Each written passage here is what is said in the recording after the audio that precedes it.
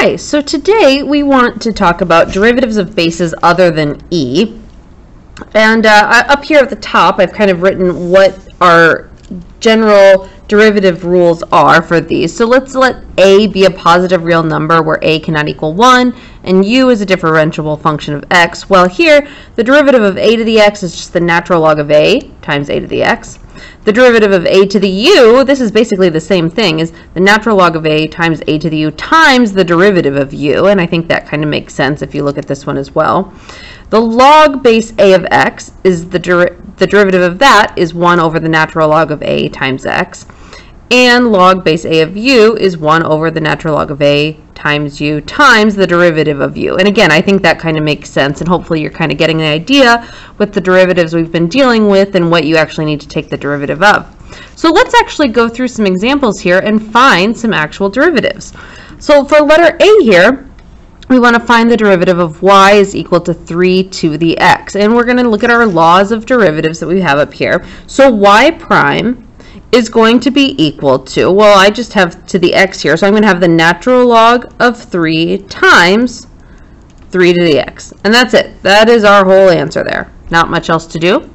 But let's look at letter B here. We have y is equal to 5 to the 3 minus x squared power. Well, in order to do that, I want to look here. U, in this case, is equal to 3 minus x squared, and u prime is equal to negative 2x, and that'll help me once I finish writing this.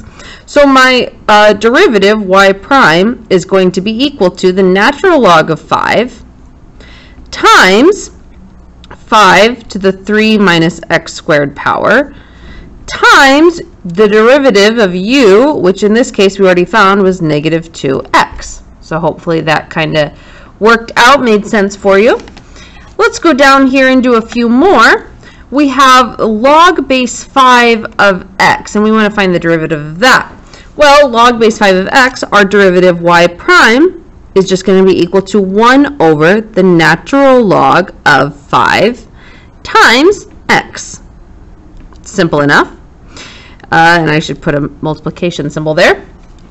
And here for part D, we have log base 3 of sine of x. Well, the u here is the sine of x, and we all know that the derivative of sine is cosine of x.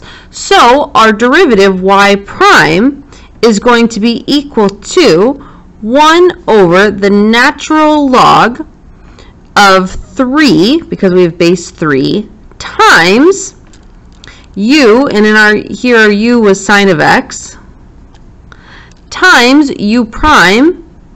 And take note that this is times u prime is not under our denominator, so times u prime in this situation is times cosine of x, right?